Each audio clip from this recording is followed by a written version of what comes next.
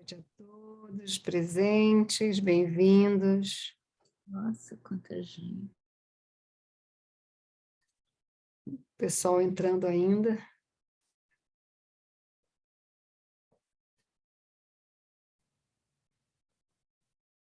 E, por gentileza, manter os microfones fechados, para não haver interferência aqui. Está sendo gravado para as pessoas que não podem participar ao vivo. Todos que estão aqui agora, muito bem-vindos.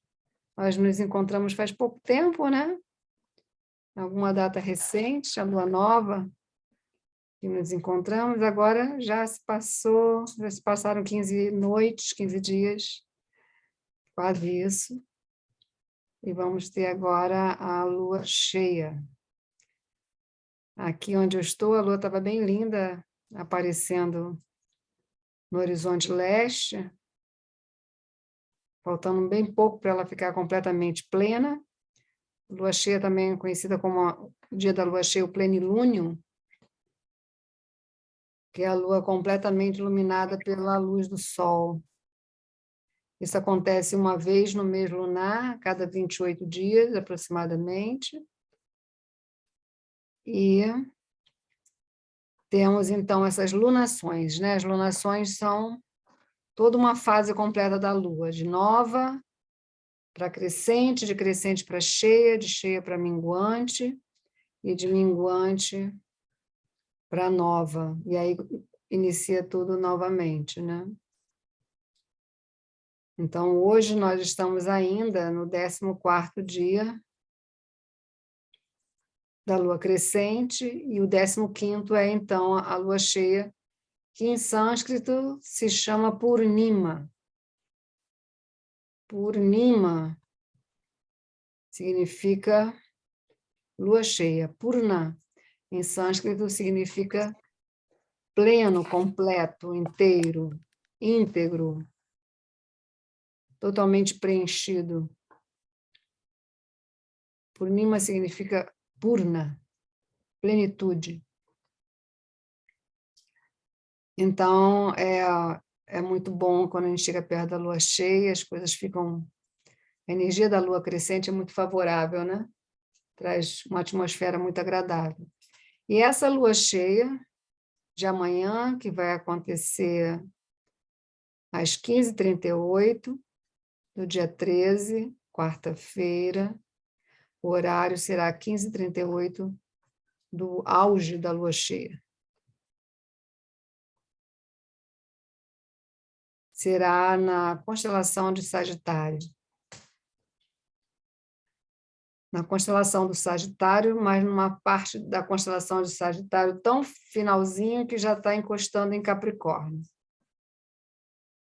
Essa parte do zodíaco das constelações, entre a constelação do Sagitário e a constelação do Capricórnio, existe ali algumas estrelas que em Jyotish, na astrologia védica,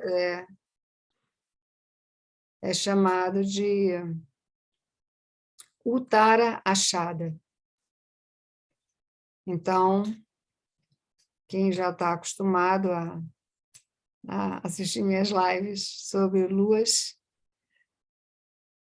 cheia principalmente, sempre falo dos nakshatras, né? Que é muito importante, afinal de contas, se dá muito pouca importância ao zodíaco lunar dentro da esfera do conhecimento astrológico no Ocidente. Se dá pouca importância a esse zodíaco lunar, muito conhecido pelos sábios na antiguidade. A astrologia védica ela remonta enquanto tratado de conhecimento astronômico e astrológico, enquanto tratado escrito,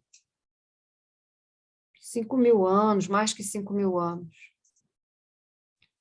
E de lá a gente estuda e sabe, né, que eles sempre falam do zodíaco lunar, que se chama nakshatra.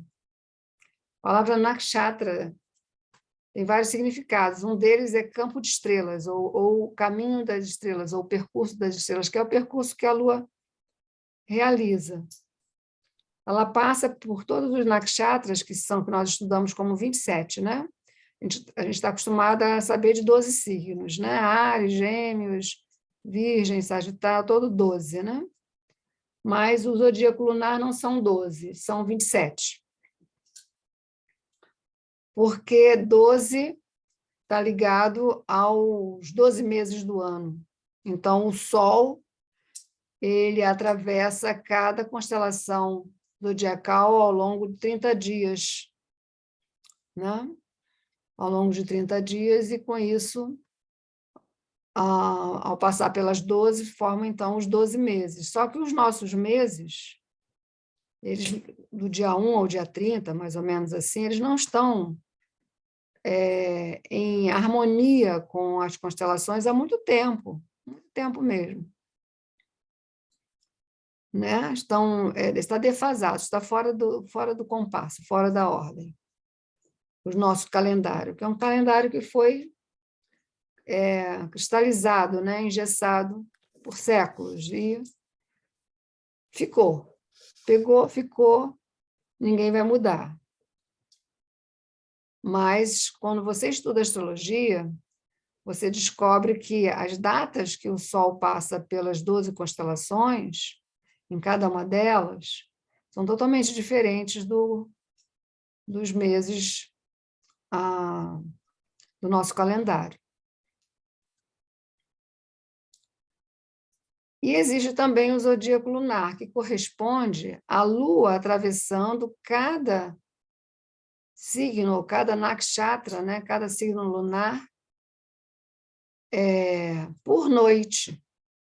Então, como são 27, e a Lua leva para realizar essa lunação, que é de nova, crescente, cheia, minguante, nova novamente, 27 dias, 27 para 28 dias.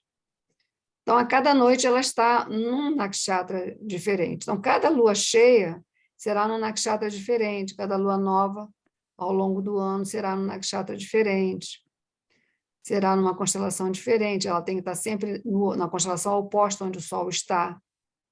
Então, como o Sol ainda está em Gêmeos, e hoje é a última noite do Sol em Gêmeos, ainda não é hoje, nem amanhã. Né? Nós ainda temos o Sol ainda mais 3 dias, 14, 15, 16, 15 para 16, ele está saindo de Gêmeos e indo para Câncer. Então, eu vou aqui compartilhar com vocês o mapa da lua cheia de amanhã, como eu sempre faço. Um minutinho.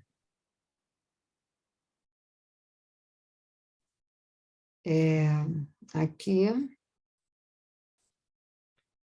Então, vocês podem observar.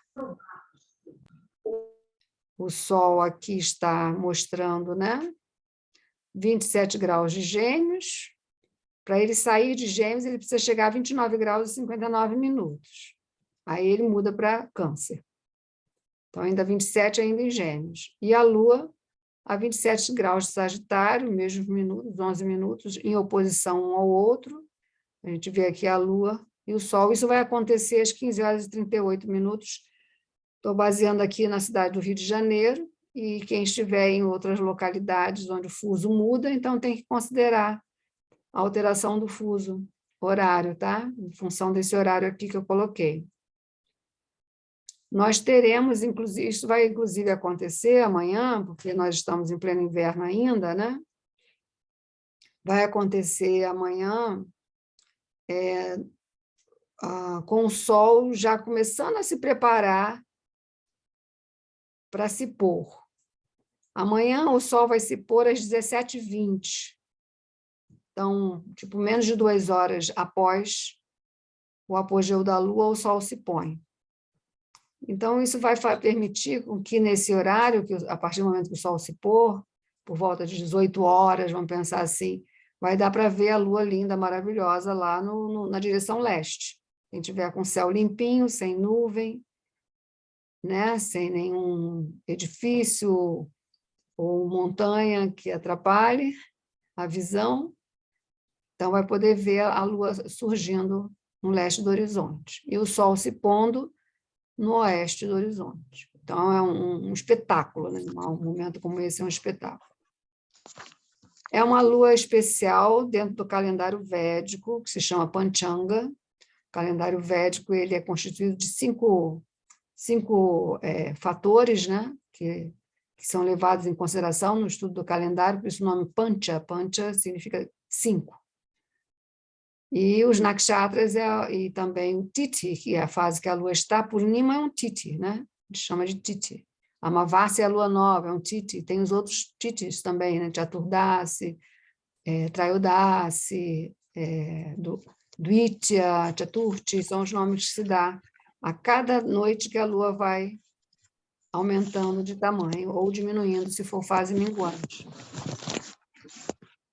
Então, aqui é uma informação sideral, tá? Que eu estou oferecendo para vocês, uma informação sideral, que é a informação de acordo com as posições planetárias astronômicas, né? Em relação às constelações de fato, né? A astrologia védica não é uma astrologia de signos, é uma astrologia de constelações. E signos e constelações não estão em acordo, né? Estão em posições diferenciadas, com um afastamento de 24 graus hoje, que a gente considera como signos e o que a gente vê no céu como constelações. Há uma discrepância, né, de distância em graus de 24 graus. Então, quando vocês têm essa informação de que a lua cheia está acontecendo na constelação de Sagitário, isso é um fato dentro da realidade astronômica, tá? Então, a lua em Sagitário, o que acontece com Sagitário? Sagitário é uma constelação regida por Júpiter. E Júpiter é chamado, um dos nomes, no conhecimento védico, divindades, assim, né? Júpiter é considerado uma divindade, né? A lua também chama-se Chandradeva, o sol é Suryadeva, né? Júpiter é Gurudeva. Júpiter é Gurudeva, né? Júpiter é chamado de Guru na astrologia védica. Guru significa mestre. Então, é o divino mestre, é o planeta Júpiter. A gente chama de Júpiter em função da mitologia grega, né? Mas nos Vedas, o nome específico de Júpiter é Guru. Tem outros nomes, tais como Brihaspati, é um nome conhecido também para Júpiter. Brihaspati significa pai dos sábios, ou pai dos sábios, né? Mestre dos devas, dos deuses. E Guru é também um nome de Júpiter, um dos nomes de Júpiter, que é o nome que a gente mais usa na astrologia védica para Júpiter, é Guru. Então, a Lua está regida por Guru, está regida pelo mestre, e para a Lua estar cheia e regida por Júpiter, mas assim, a Lua é em Sagitário, né? Porque se a Lua cheia for em Peixes, também vai ser regida por Júpiter. Mas quando a Lua está em Sagitário e apropriadamente regida por Júpiter, uma vez ao ano isso acontece, isso determina uma data muito auspiciosa, que será amanhã, né? No nosso ano de 2022, cada ano vai ser em dia diferente, mas normalmente é no mês de julho. Chama-se Guru Purnima, ou a lua cheia do Guru, que é uma celebração que se faz anual em todos aqueles que seguem o caminho do Vedanta, que é a reverenciar o portador do conhecimento, aquele que vem trazer o conhecimento que liberta a nossa alma, que nos liberta do cativeiro de repetidos nascimentos e mortes. O Guru, ele é ponte, né? Então, através do mestre espiritual, se chega a Deus. Então, mestres espirituais verdadeiros, eles não são almas comuns. Eles são almas raras, são Mahatmas, grandes almas e almas muito raras. E que, de tempo em tempo, eles vêm a esse mundo para nos ajudar, para nos orientar, nos conduzir na escuridão. A palavra guru significa a luz que dissipa a escuridão. Essa é a tradução literal do termo guru.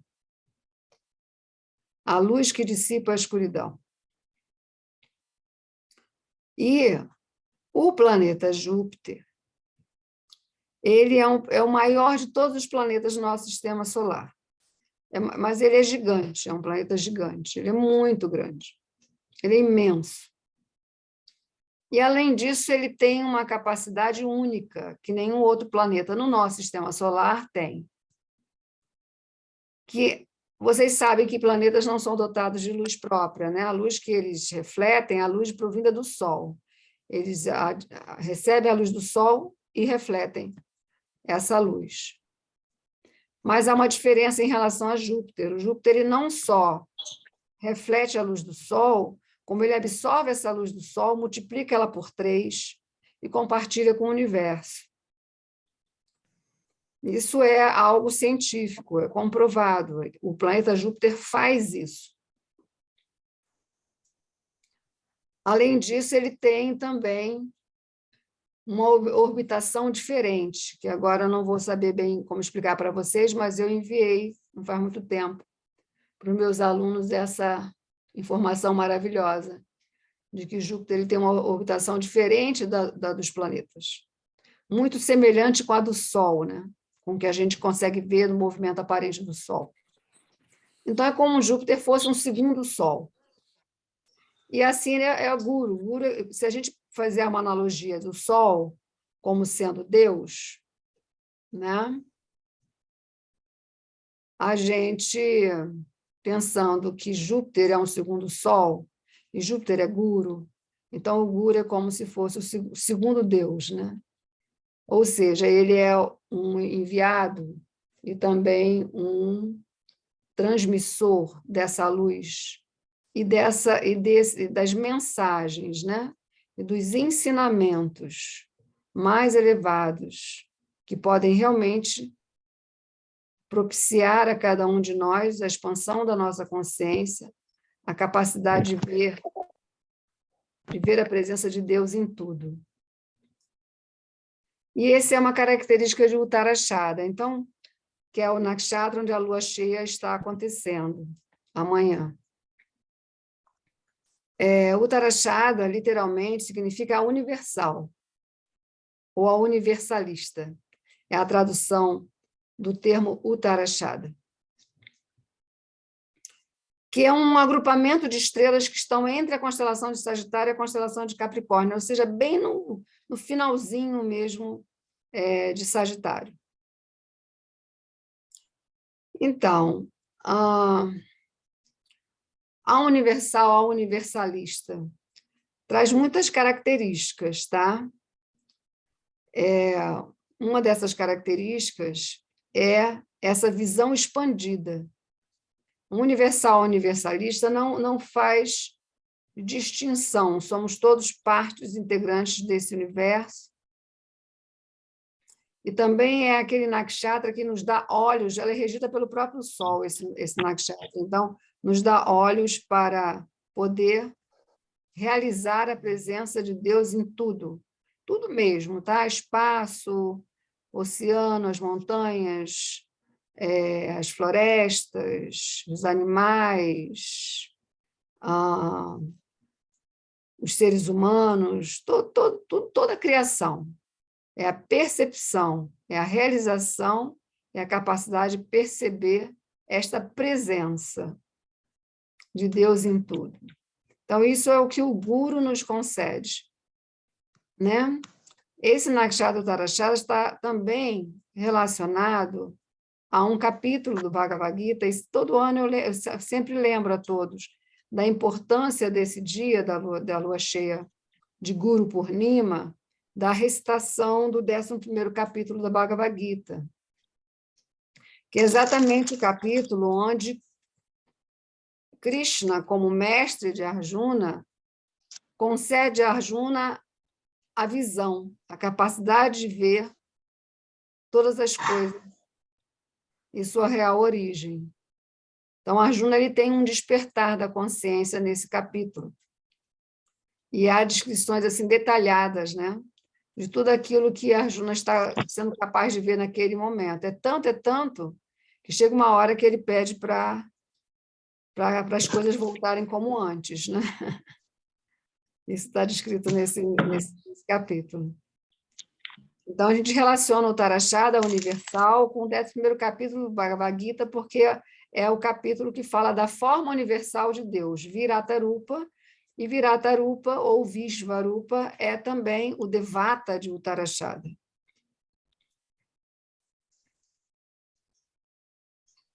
Outro aspecto do dia de amanhã, em relação a Guru Purnima, que essa foi a data do nascimento, a data lunar, né, do nascimento de Srila Vyasadeva. Srila Vyasadeva ele foi o compilador dos Vedas. Ele foi considerado a reencarnação literária de Deus, porque ele foi o único capaz de transformar uma tradição védica, né, a tradição dos Vedas, que era até então uma tradição oral, transmitida oralmente, de mestres para discípulos, gerações após gerações. Ele que, então, transformou tal tradição em tratados escritos, né, passou a ser uma tradição escrita. Ele trouxe, então, o sânscrito, para que os ensinamentos védicos pudessem se tornar textos sagrados, né, tratados, né, que contêm tudo o que a gente pode aprender sobre a ciência da espiritualidade. Está tudo contido nos Vedas.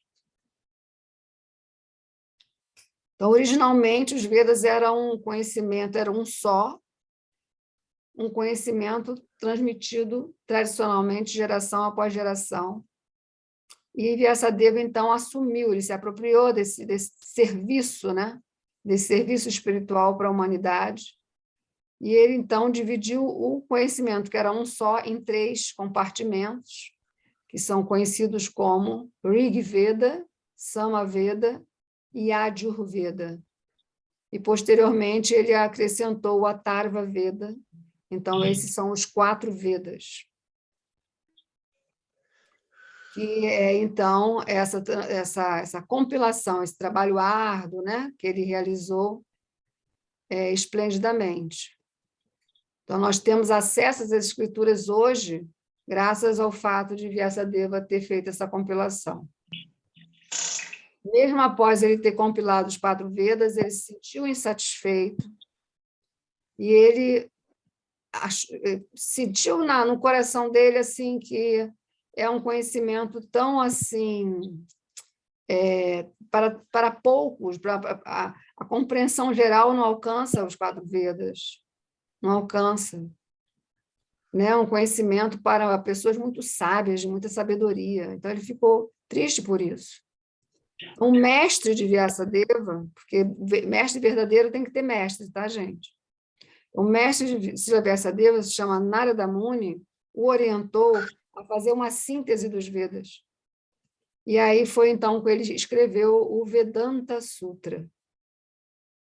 E quem estuda o Vedanta Sutra, estuda os 4 Vedas simultaneamente, né? Assim, sem estudar os 4 Vedas, porque os 4 Vedas estão todos sintetizados no Vedanta Sutra.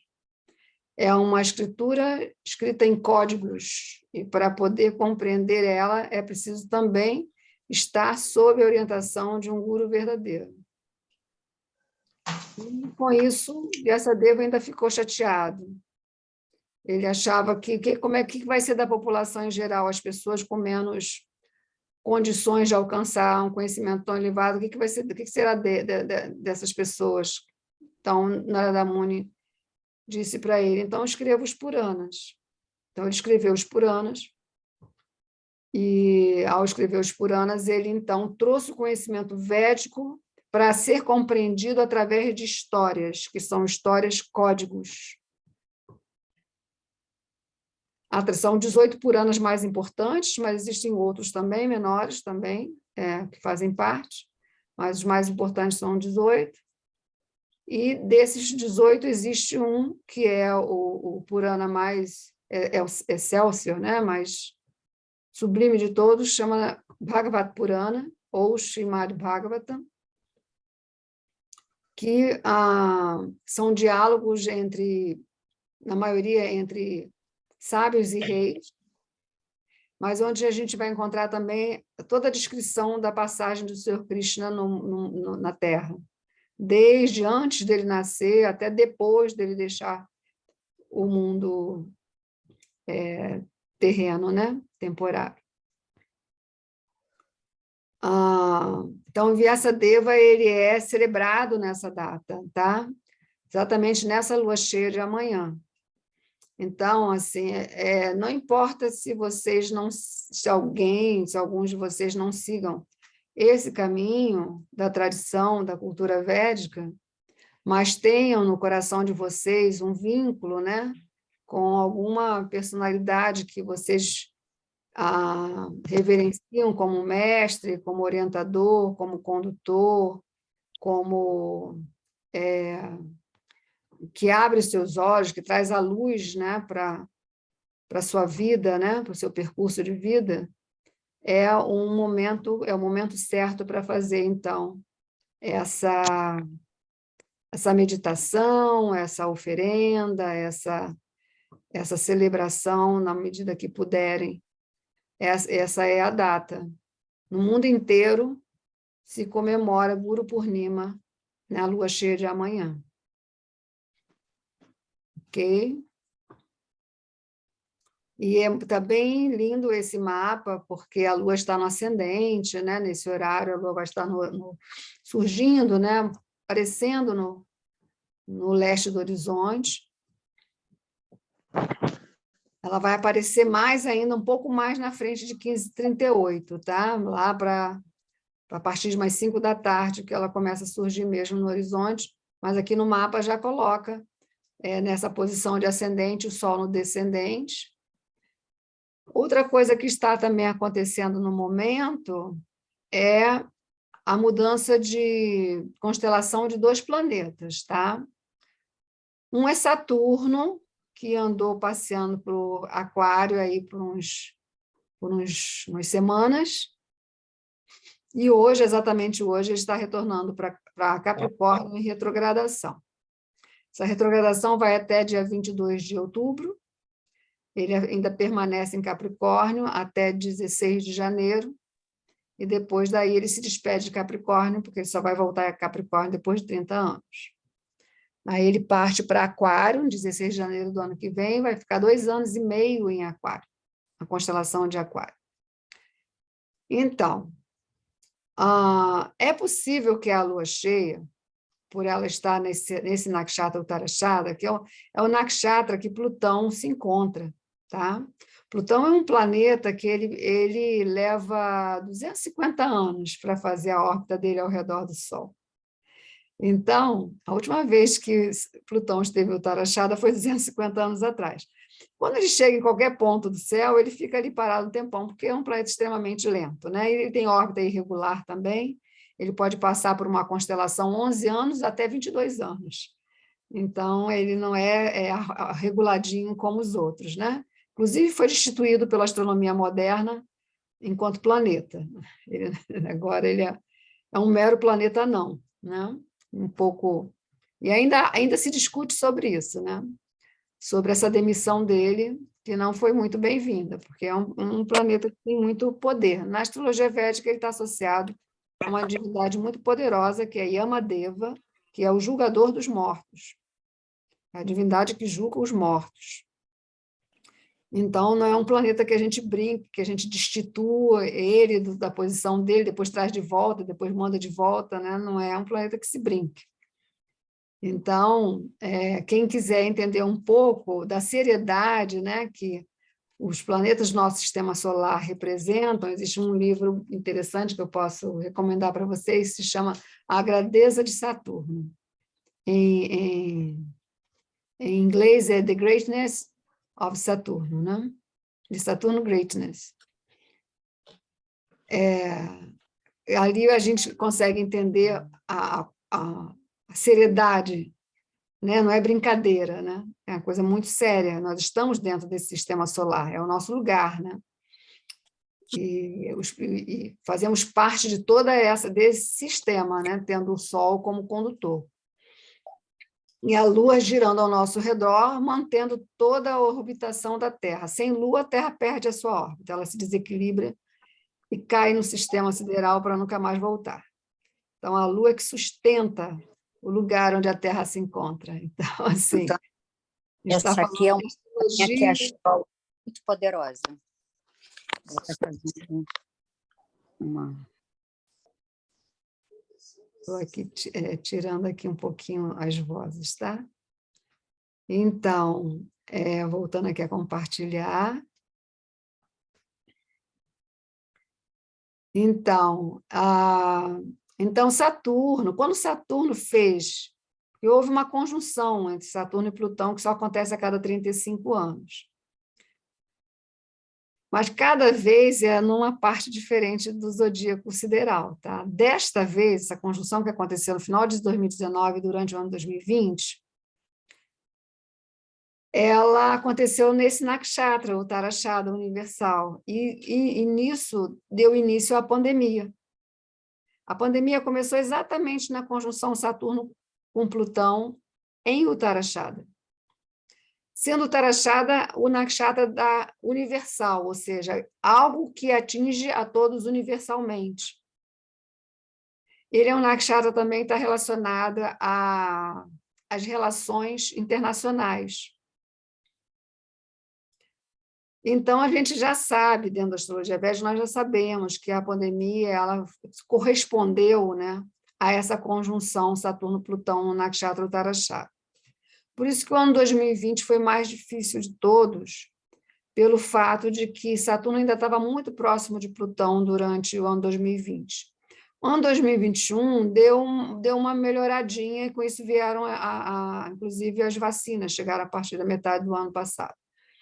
Então, porque ele já não estava tão próximo de Plutão, mas ainda não muito afastado.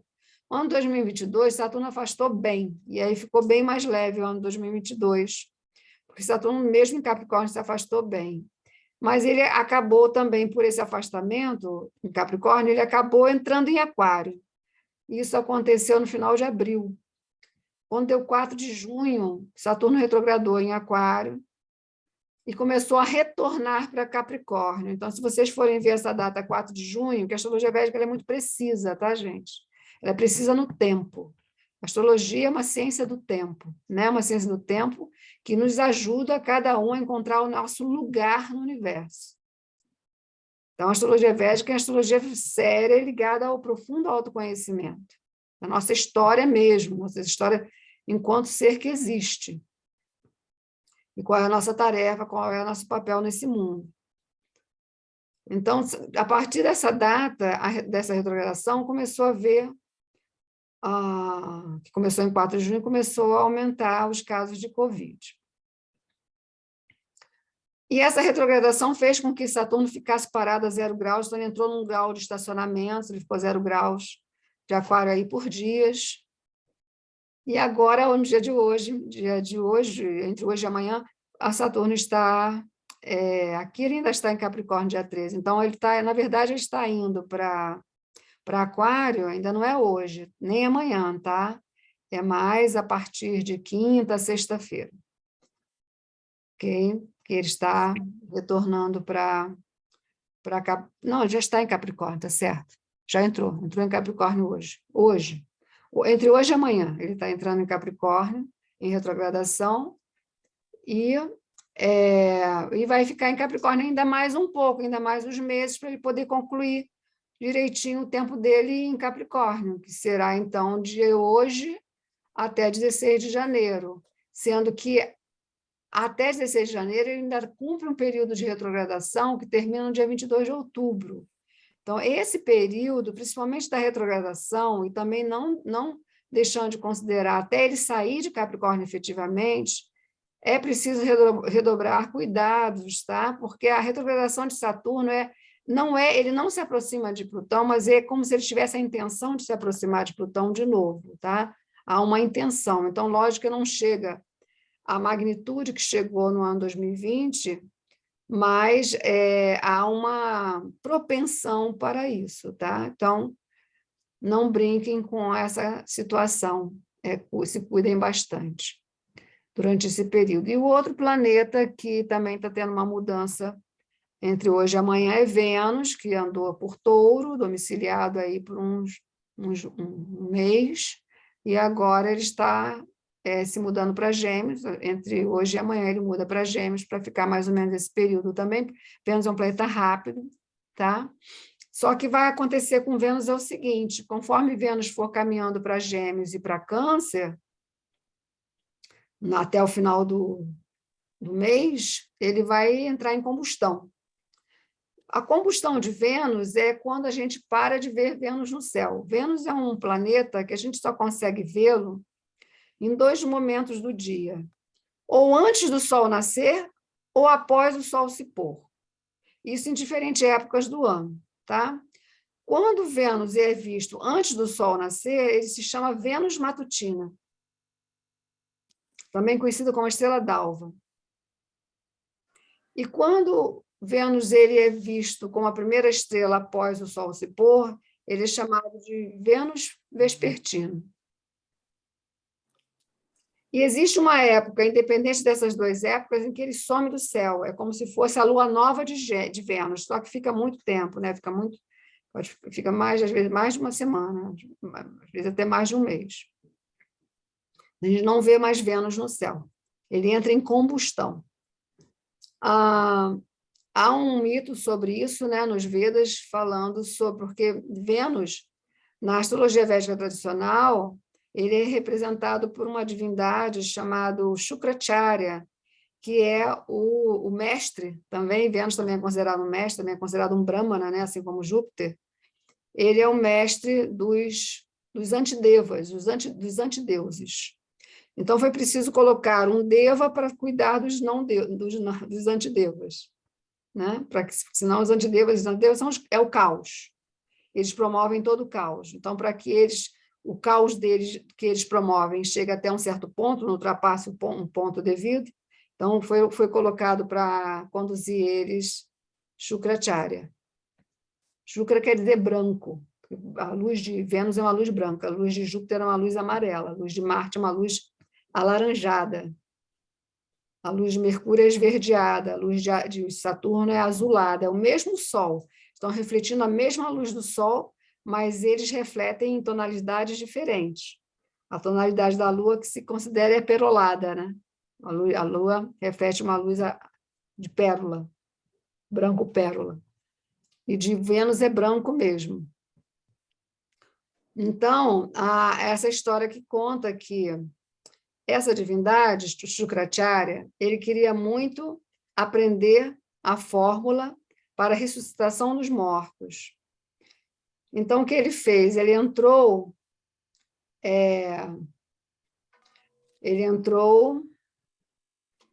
dentro da barriga de Shiva, porque há também umas analogias que se faz que o Sol é Shiva. E ele ficou lá muito tempo. Quando finalmente ele saiu sabedor da fórmula da ressuscitação dos mortos. Ou seja, ele trouxe com ele um conhecimento que promove a imortalidade. E, com isso, os antidevas que desejavam muito dessa imortalidade, imploraram para que ele se tornasse o guru, né, o mestre deles, que assim eles teriam a esperança de poder obter essa fórmula e se tornarem imortais também. Essa história continua. As histórias védicas elas vão caminhando, né? Elas têm pés, andam e vão andando sem terminar. mas só para vocês saberem que esse período nós vamos ficar sem a visão do planeta Vênus, que é como se fosse um recolhimento. Existe uma cultura, que é a cultura maia, dos México, né, daquela região ali, que eles tinham uma ligação muito forte com o planeta Vênus. E todo o calendário deles, toda a cultura deles, os rituais, tudo que eles faziam, era sempre relacionados aos movimentos de Vênus. E eles também relacionavam esse mesmo desaparecimento de Vênus a uma espécie de morte e renascimento, né? A morte e o renascimento. Então, chamavam Vênus de Quetzalcoatl, significa a águia emplumada, algo assim, que renascia das cinzas, né? Renascia dessa combustão, né? Do renascimento. Então, é um outro aspecto da astrologia védica bem interessante, assim, bem digno de estudos, a gente acompanhar também os movimentos de Vênus. Mas eu aviso para vocês que é uma parte muito mais complicada, né? Nossos encontros têm sido mais para favorecer o nosso conhecimento a respeito das fases da lua cheia, e o que acontece a partir das manifestações desses momentos auges, né? Da Lua. Mas, aos pouquinhos, eu estou trazendo para vocês outras explicações sobre o movimento dos planetas. A coisa mais importante a gente compreender é que nosso sistema solar, nosso sistema planetário, que o planeta Terra faz parte, por isso nós, terráqueos, fazemos parte desse sistema, é algo vivo, não é algo estático, é algo vivo, algo em contínuo movimento. Porque assim é a vida, né? A vida não é estática, ela não para. Por mais que a gente queira que a vida fique estávelzinho, direitinho, do jeitinho que a gente pode conseguir controlar, de fato não é assim. Então, as coisas vão sair do nosso controle, porque existe um controle muito maior, né? Sobre todas as coisas, e tudo está em contínuo movimento. Então, os planetas estão em movimento continuamente, inclusive o nosso Sol está em movimento também. Não só o movimento de nascer e se pôr do Sol, porque isso tem a ver com o movimento da Terra, não do Sol. O próprio Sol, como um astro, como uma estrela, também se move. Tem absolutamente nada parado na criação. Nenhuma graminha está parada na criação, nada está parado. Tudo está em contínuo movimento. E é importante que a gente acompanhe esse fluxo, né? Não pare no tempo, né? É importante que a gente sempre esteja acompanhando. Por isso, a importância de acompanhar os trânsitos, né? Sempre falo sobre isso, fazer os trânsitos de tempo em tempo é importante para poder saber, dentro de toda essa mobilidade, né? Planetária, como é que a gente flui junto com isso, né? Como é que a gente pode estar acompanhando, estar em harmonia com todo esse movimento e não nadando contra a corrente. Vou aqui deixar um tempinho aqui, se alguém quiser fazer uma pergunta, pode fazer, que eu respondo. Que legal, 42 pessoas. Gente, muito obrigada por terem vindo, meio tarde, né? Hoje eu costumo fazer às 20, hoje não consegui, só consegui às 20h30. Muito feliz pela presença de vocês todos aqui na live da lua cheia de Sagitário. Sagitário. Chave. Sagitário.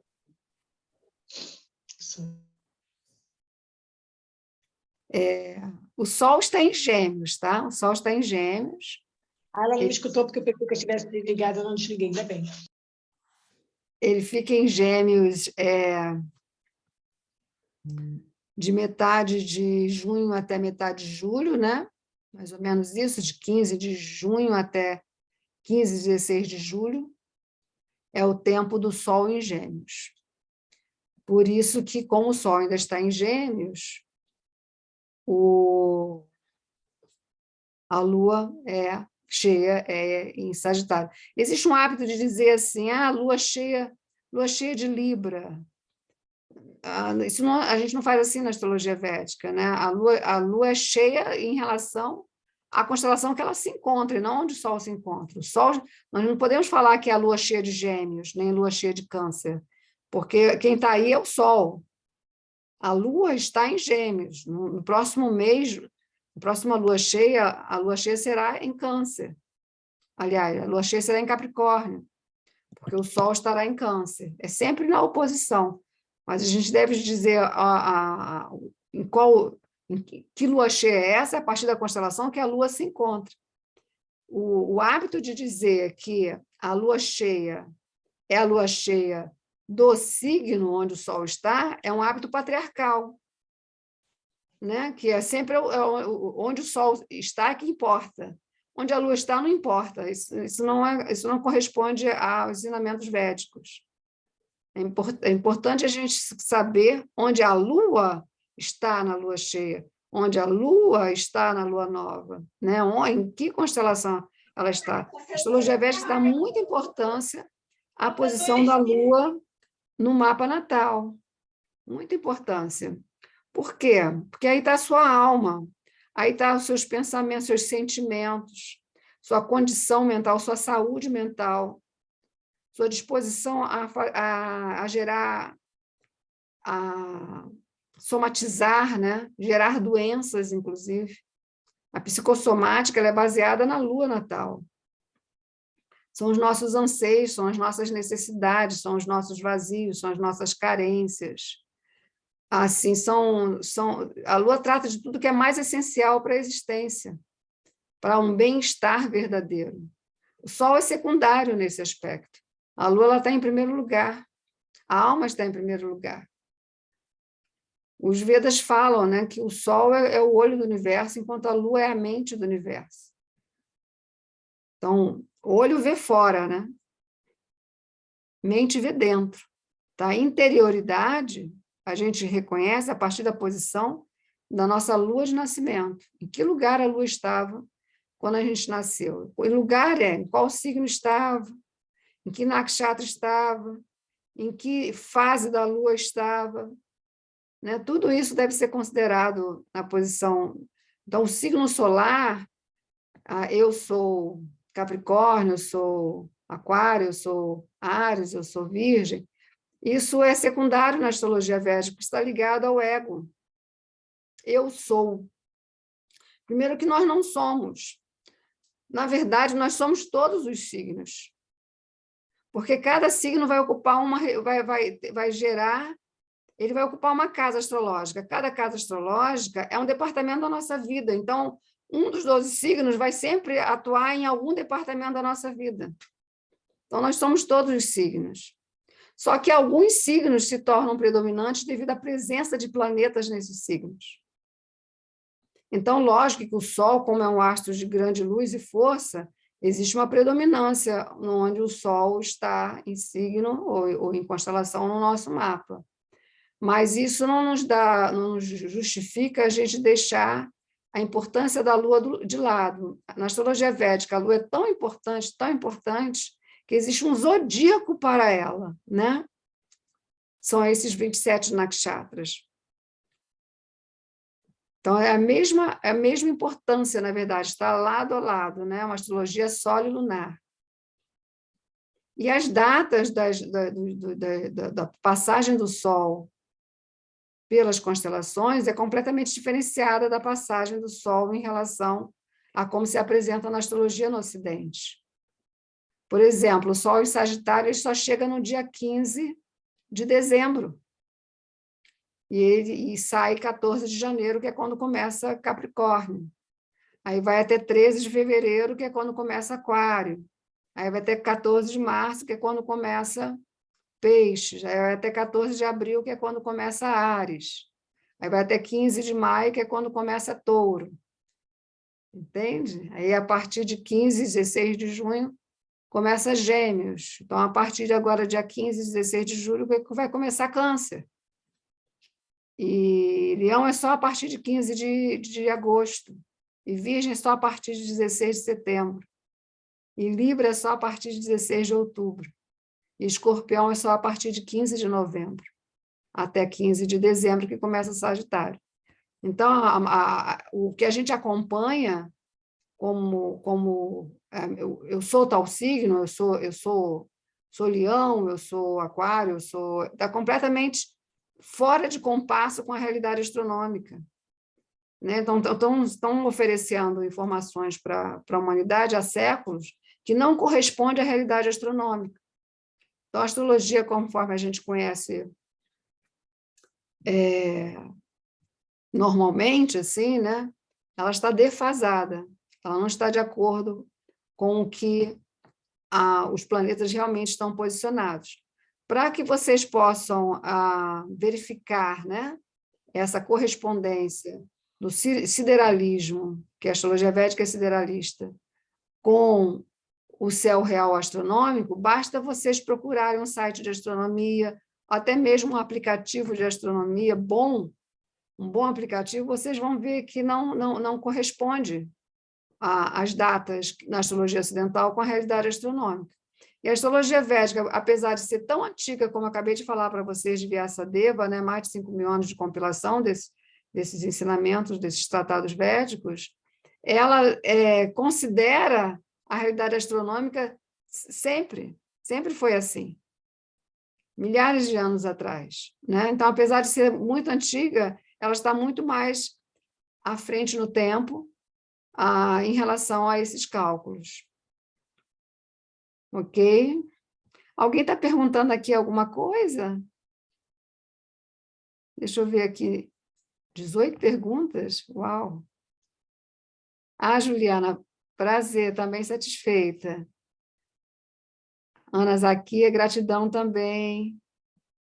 Ana Paula, o ápice da retrogradação de Saturno será daqui a 4 meses. Coincide com o próximo reforço da vacina. A Ana falou aqui uma coisa importante. Estou aqui lendo a serpente emplumada, isso mesmo, Lucas, muito obrigada, isso mesmo, serpente emplumada. Que a serpente emplumada ela tem a ver com a energia do dragão, né? Não sei se vocês sabem. De agora, quem perguntou sobre ter mais atenção, Simone, sim, ter mais atenção, a partir de agora até outubro e também até o ano que vem, que é quando Saturno se retira de Capricórnio, no dia 16 de janeiro. Silvia Kremer, gratidão, querida. Imagina, muito obrigada. Lindas palavras suas. Recebo no coração. Ok, boa noite a todos. Alguém quer fazer uma pergunta falando em vez de escrito? Não, só dizer que hoje teve um evento muito interessante, né, que foi essas fotos do novo telescópio da NASA, que mostrou novas galáxias assim que a gente não imagina, que não existia uma nebulosa nova, Carina, que dá para ver as estrelinhas, bebês lá atrás. Então, assim, uma revelação que a gente já se achava, pelo menos eu acho que a gente é poeira cósmica no universo. Agora, mais ainda, porque novas galáxias que a gente jamais imaginou, né? Mostrando, não é possível que o homem não consegue ver, né? Fica aí brigando essas coisas que acontecem. Foi uma semana que a gente viu tantas coisas, mas olha, né? O universo é tão grande, tanta coisa ainda, e a gente parece que não enxerga essas coisas, né? Eu costumo falar, Simone, da importância da gente saber qual é o nosso endereço, né? A gente mora no planeta Terra, está dentro desse sistema solar, que faz parte de uma galáxia chamada Via Láctea, né? Que é uma de milhões e milhões de incontáveis galáxias. A descoberta das galáxias, dessa quantidade infinita de galáxias, não foi agora, já tem um tempo, já tem acho que mais de 10 anos, possivelmente mais de 10 anos. Sim, mas, a novidade foi poder ver, né? Como a gente viu. Foi descobrir, não, a fotografia foi tirada, sim, só que dessa vez com muito mais nitidez, porque, logicamente, de lá até cá a tecnologia avançou, né? Mas a descoberta dessa quantidade incontáveis de galáxias dentro deste universo apenas, dentro deste universo. Isso aconteceu, inclusive, através do Observatório Astronômico de Atacama. que é aqui na América do Sul. Isso tem mais de 10 anos que essa descoberta foi feita, essa fotografia foi tirada, só que agora ela está com um grau de nitidez, né, de apuração, devido ao avanço dos aparelhos, né, que eles têm agora. E a tendência é mais ainda, descobrir mais ainda. Algumas ali nem existem mais. Muitas estrelas já não existem mais. No caso de, por exemplo, Ardra, que foi onde aconteceu a última lua nova, que é a estrela Betelgeuse, é uma estrela que ela está já em processo de morrer, né? Deste momento até 100 anos, ela pode desaparecer.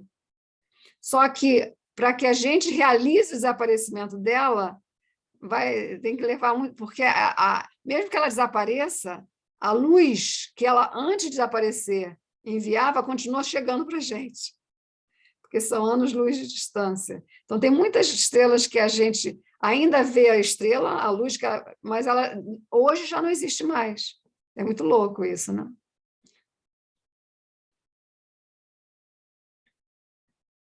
Comentar Saturno retrógrado e o achado no mapa natal é o meu retorno, estou nos últimos momentos desta fase osso duro. Juliana, está sendo osso duro, Juliana, pode ser que seja assim. Tem que olhar o trânsito com cuidado, né? Porque sempre tem alternativas, né? Sempre tem um outro lado para se olhar também, onde as coisas talvez não estejam tão duras assim. Ok, pessoal, vou fechar aqui a gravação. Alguém quer fazer alguma pergunta a mais para a gente concluir? Algum comentário? Então, tá. Muito bom estar aqui com vocês. A gravação eu vou colocar nos grupos posteriormente, tá ok? Boa noite a todos. Vou colocar aqui mais um pouquinho do mantra para a gente poder concluir.